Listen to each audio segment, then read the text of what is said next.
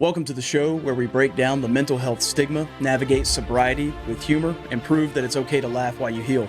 Let's get real, let's get honest, and maybe a little weird. Growth is messy, but you don't have to do it alone. This is Sober Psychology.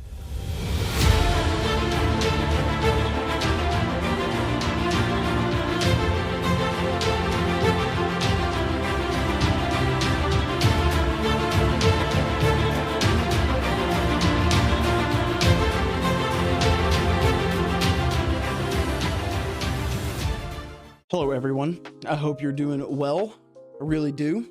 But let's be honest, most people aren't doing well. They think that they are, but beneath the surface, beneath the Instagram posts, the fake smiles, the posturing at work, the ideological rants on Twitter, most people are suffering in ways that they don't even understand. And why? Because they don't know what's running their life. And today we're going to talk about one of the biggest forces shaping your life, whether you realize it or not. It's your ego. Now, when I say ego, some of you might immediately think of arrogance or self-importance or some guy with a fancy car who refuses to use his turn signals. Others might think of ego as something to be destroyed, a burden to be shed like old snake skin, so that we can all sit cross-legged in a Zen monastery and transcend the self. But both of those perspectives are wrong. Ego is neither inherently good nor inherently bad. It's simply a tool, like a knife. A knife in the hands of a skilled chef can create something beautiful, nourishing, even transcendent. And a knife in the hands of a fool or a criminal, well, that's a much different story. So today we're going to go deep, really deep. We're going to dissect ego from every possible angle. Psychology, mythology, neuroscience, philosophy, history, and practical life application. So by the end of this episode, you'll understand what ego really is and why most people misunderstand it, the two major ways ego ruins lives, which is either through arrogance or self-doubt, how ego operates beneath the surface, shaping your thoughts, relationships, and ambition, and then how to balance your ego so that it serves you rather than enslaves you. This is going to be an intense one, but I promise you, if you stick with me, it'll change the way you see yourself. So settle in, get comfortable, and let's do this properly. Starting off, I want to go ahead and say I've had a lot of negative comments on YouTube. I've had a lot of negative comments on TikTok, on just anywhere where I'm posting stuff. People want to know my qualifications. So we're going to do a brief 2-minute thing real quick and let you know my qualifications. I am a master's student in psychology. I am not at all someone who can sit down and tell you how to handle yourself from a psychological stance legally. I can't do that. I'm not trained to be a psychologist. I'm working on it. I'm working towards it, sure. But I am a recovered alcoholic. I am an egotistical, maniacal, selfish, self-centered human being who has been redeemed by grace that I do not deserve and has had a complete 180 on his life. I have been someone who has experienced trauma. I've been someone who's caused trauma.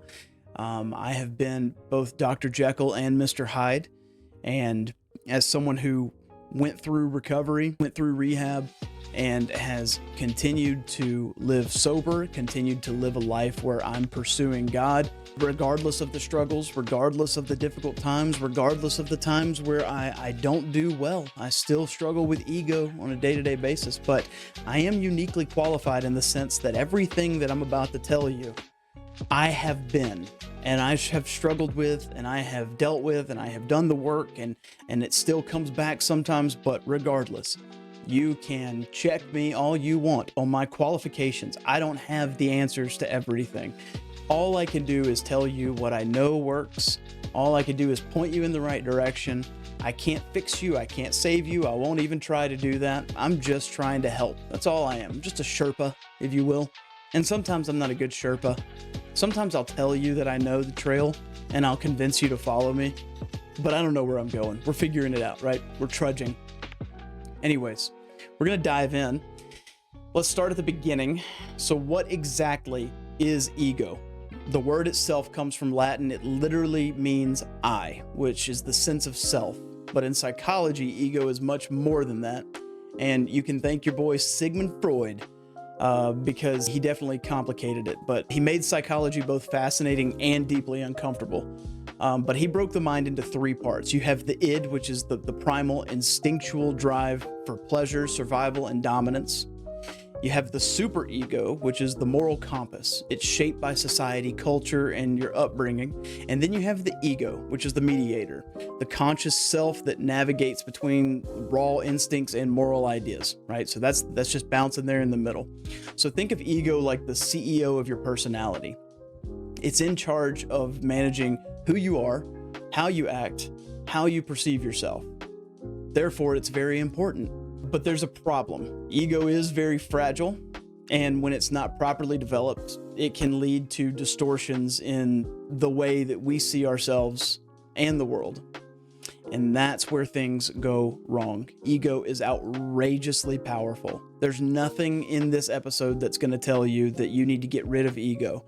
Any good psychologist, therapist will never tell you you have to get rid of ego.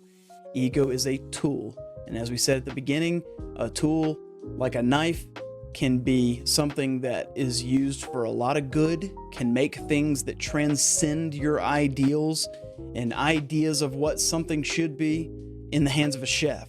But in the hands of a criminal, that same tool can do a lot of destruction. So we're not looking to get rid of ego. I'm not telling you to disappear into the mountains and meditate and levitate and do all these things and sit in a circle and sing Kumbaya and whatever. Ego is good. It's a good tool. You just have to learn how to balance it, how to start working it. But there are two major ways that this shows up, right? So ego can malfunction in two ways, is the way we're going to say this. And once you understand them, you'll start seeing them everywhere. You're going to see them in other people, in social media, in history, and hopefully, probably in yourself. Also, speaking of ego, I got some one-liners in here that y'all need to start writing down. I was proud of this one, okay? There's your ego right there. The first way that ego can be a malfunction is the overinflated ego. And this is the narcissist trap. We all know this type. Maybe you've worked with him. Maybe you've dated her. Maybe you've even been him. So hopefully not for too long. But this is the person who believes that they're always right, even when they're clearly not. They could be presented with all the evidence that they're wrong. They still could be convinced that they are right. They see themselves as superior, dismissing others as less intelligent, less capable, less evolved. It's just this God amongst men mentality, so arrogant. They cannot handle criticism, interpreting feedback as a personal attack. I know that I've been this person. I know that currently in my life, I know some people who are like this, but even if they're just telling you some random fact about something that they think is right, and you check them on it and say, no, that's not it. I think you're wrong. They get so defensive. Or when they're acting out and being fools and you call them out for it, then all of a sudden they just want to blow up and they want to throw it all back on you, right? That's the overinflated ego. So why do people become like this? So here's the thing. Narcissism is often a mask for insecurity. We talked about this in our episode of narcissism. I'll put it right here, maybe. There we go. But the people who seem the most self-obsessed are often the ones most terrified of being exposed as weak, incompetent, or unworthy. That was a long one, but here's your one-liner.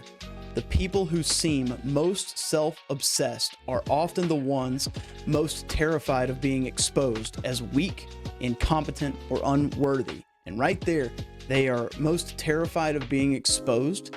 That's that fear of exposure, fear of failure, whatever fear, but that's a fear-based aspect, right? But they don't want to feel weak. They don't want to be exposed as weak. You can't harm this self-image. I'm perfect. You know, all this kind of stuff. Incompetent, unworthy. I do this a lot too, right? Like I have a struggle with my family. They all think that I'm idiots because of the way that I've acted for the past, decade while I was, drinking and not recovered or whatnot. And I haven't achieved much in life as far as progressing forward, right? But now I've got this clarity of mind and they all think I'm dumb. Well, the reality is that I know that I'm not dumb. There are things that I'm very ignorant with for sure. But as far as learning, Anybody who knows me, anybody who's known me in the past 5 years knows that I learn very quickly. I love it. I'm actually obsessed with it. I'll pick up a book and I'll read it in one night, and then I could tell you everything about that book. That's not an ego thing. It's just because that's what I love to do. I love to absorb knowledge. I go into deep dive research modes and all this kind of stuff. But one of the insecurities that I used to have, especially, and I still probably struggle with it if I pay attention to it now, is that I didn't want to be exposed as being incompetent, right? And because it's a shot at me. Like, I've built my personality around being intelligent, whatever weakness that is, but that's one of those ego things for sure. But history is full of these types of people. So like Napoleon, we have like a joke, like the Napoleon complex. He's short, he's brilliant, but so deeply insecure that he had to conquer half of Europe to prove himself.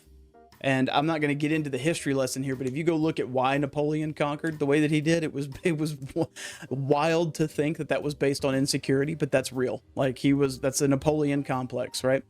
You have Hitler, a failed artist, bitter at the world, created a monstrous ideology to compensate for his personal failures. A lot of damage. I mean, look at what this does. Countless dictators and CEOs and cult leaders and fraudsters, all driven by ego too fragile to accept reality. Steve Jobs is another one. The dude built a company and they ended up firing him because of his arrogance. That's a big time ego too, right? A big ego is like a balloon, right? Like, the bigger the balloon gets, the thinner the skin gets. And then eventually it's met with the sharp edge of life's reality, and then it just pops, right? So that's the overinflated ego. And then we have the weak ego, or we'll call this, or you could call it the doormat syndrome, but the other side of the spectrum, where we have people who lack a strong sense of self entirely. These are the people who apologize constantly, even when they've done nothing wrong. They avoid conflict at all costs, even when it's necessary. And they doubt their own abilities, even when they are competent. And what happens is they get pushed around, they get overlooked, and they become resentful and bitter because they never assert themselves. So let's be clear, this isn't humility, it's self-sabotage. Y'all want to write that one down? Let's get closer now. A weak ego is not humility, it's self-sabotage. Bingo, we'll go over here now. A weak ego is not humility, it's self-sabotage. So now we have this from multiple angles and one zoomed in, but this is what happens, is that it builds up. And again, go look back at the episode of resentment. You deal with these people who will constantly be the yes person, just saying it just so they can avoid conflict. But what's happening is you're building this resentment because you really do desire something more, but you're not asking for it. Nobody can read your mind, and people are so self-centered in general that if you don't speak up, people are going to overlook you naturally, right? They're going to think that you're weak naturally because everybody's dealing with some level of ego, right? But then you don't speak up, and that resentment turns into this desire to be vindictive, because you're not doing something that you know you need to do to speak up for yourself. You get tired of being the doormat, right? So one day you just explode. The resentment will build up, and then you'll snap, either in an emotional outburst or a complete shutdown. This is the person that's always quiet at work, has been there for 15 years, does all their things, and then one day Janice from accounting comes and takes her sandwich out of the fridge for lunchtime, and she blows up, throwing stuff all around the office, making a huge scene. Everyone's now scared. She's talking about how society is in ruin. And this is what happens when you let it build up. It builds up, it blows up. That's just the way it's going to be. A weak ego doesn't make you noble, it makes you vulnerable. Here is another one-liner. A weak ego does not make you noble, it makes you vulnerable. We're going over here now. A weak ego does not make you noble, it makes you vulnerable. Bingo. So again, the two major ways that ego is going to ruin your life: the overinflated ego, which is the narcissist trap, and then the weak ego, the doormat syndrome. These are two ways that it's going to constantly show up. And these are very, very difficult to deal with. So what do we start to do to make this better? How can we somehow, some way figure out how to break out of this ego trap? It's not about getting rid of it. It's about mastering it. It's about finding that balance. One way is to make yourself uncomfortable. Do something that puts your ego in shock. Strong ego hates being uncomfortable. It hates it. So learn martial arts. Go pick a martial art and learn. Read a book that's really complex. Doesn't even matter if you're trying to come to a conclusion. Just read a book that's really complex. Challenge your mindset. Learn a new language. Pick up a new skill. I'll be 100% transparent with y'all. I freaking hate putting content out on the internet because I am so insecure with myself. I hate making video shorts and putting them on TikTok and all of this creative stuff. I love the process of learning something new, and I love the fact that I'm challenging myself. But I keep my ego in check by doing something like this, by struggling and putting together a script and working through it and putting all the information that I have into this to be able to make it whatever I can make it, and then putting it out there for the world. Because you're going to get criticized. And regardless of how tough I try and be, I'll look at those negative comments and be like, oh man, that sucks that they would say that. You know, I don't let it affect me as much as it used to, but being uncomfortable gets you out of that ego comfort, right? It puts you in the state of discomfort and it humbles you a lot, right? Another good practice is, this is probably the biggest one that you can do, but admitting that you're wrong. It sounds simple, but go find someone with a big ego to admit that they're wrong. And I'm not talking like go around and lay, air out all your dirty laundry. I'm saying like if you're in a moment where you messed up, in that moment, right then and there, just say, oh, you know what? I screwed up. That's my bad. You don't have to elaborate. You don't have to over explain. Hey, I screwed up. That's my bad. And then quickly realize how freeing that feels. If you can do that, if you can just master that little ticket right there, you are well ahead of 99% of most of society. Just being able to, in the moment, don't defend anything. Don't defend that ego. Don't do anything. Because here's the thing. What is your ego defending anyways?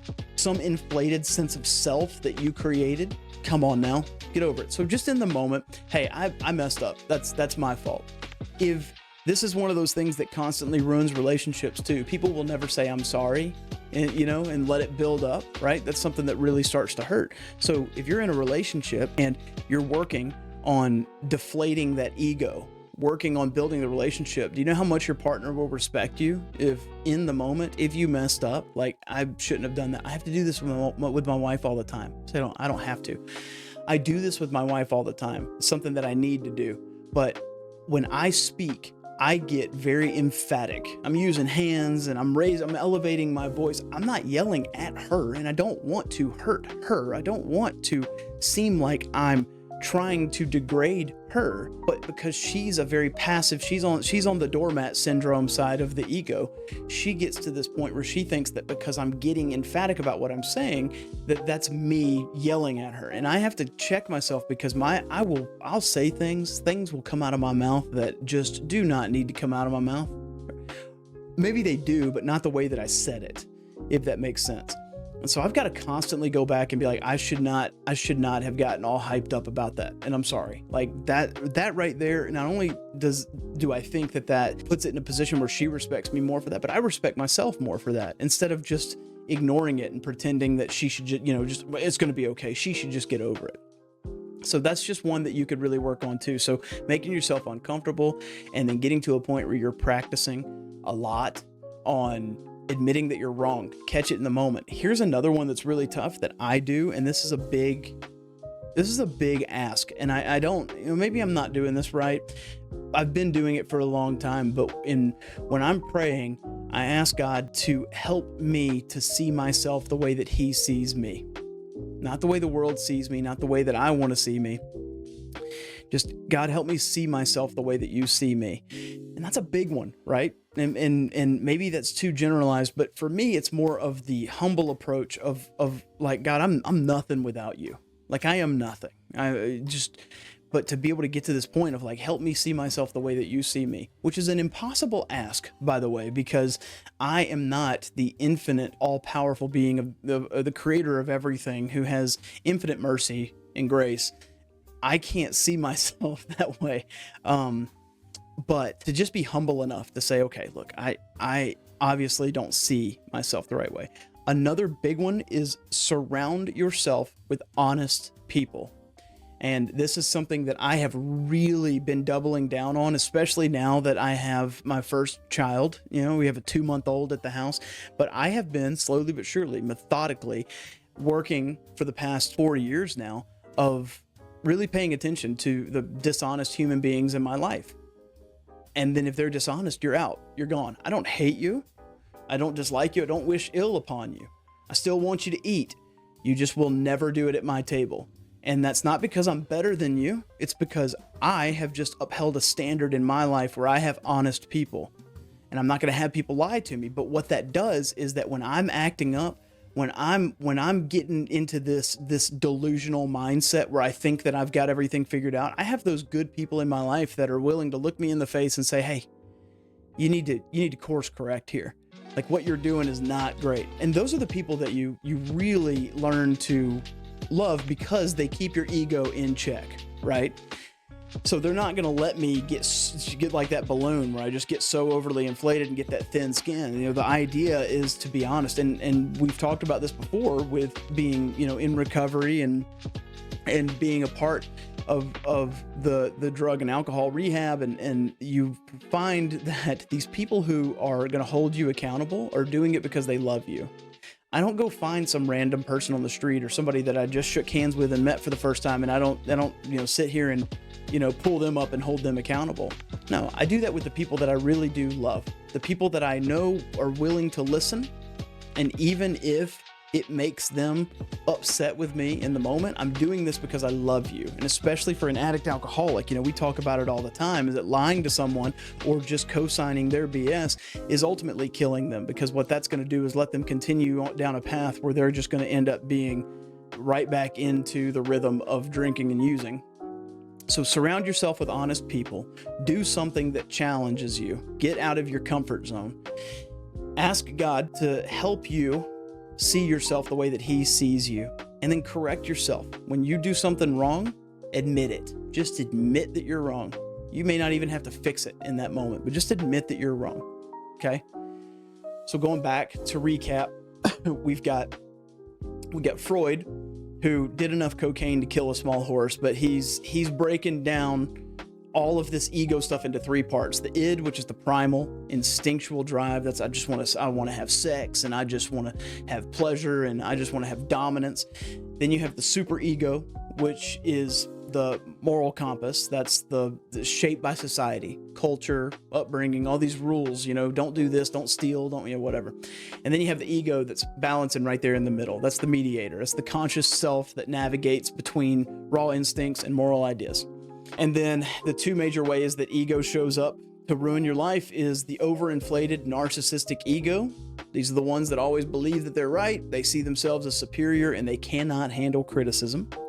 And then you have the weak ego, which is the doormat syndrome. These are the ones that are going to apologize constantly. They're going to avoid conflict at all costs. And then they're going to doubt their own abilities. Side note on that, the people that I have worked with, dealt with, whether it be through rehab, whether it be through working into the psychology stuff that I'm doing now, the people who are the quiet ones, the doormat ones that don't believe in themselves, if you're one of those doormat ones, I cannot tell you how consistently true it is that y'all have more to offer than most people, it seems. You got all these skills and all these assets and all of these gifts and abilities, but you're so quiet about it, nobody ever knows that you have them. Those are pretty special people. And then we went to the ways to start fixing it and working on it is surround yourself with honest people. Admit when you're wrong. That's a big one. Seek God. Ask Him. If you are someone of faith, ask God to help you see yourself the way that you see yourself. And then challenge yourself.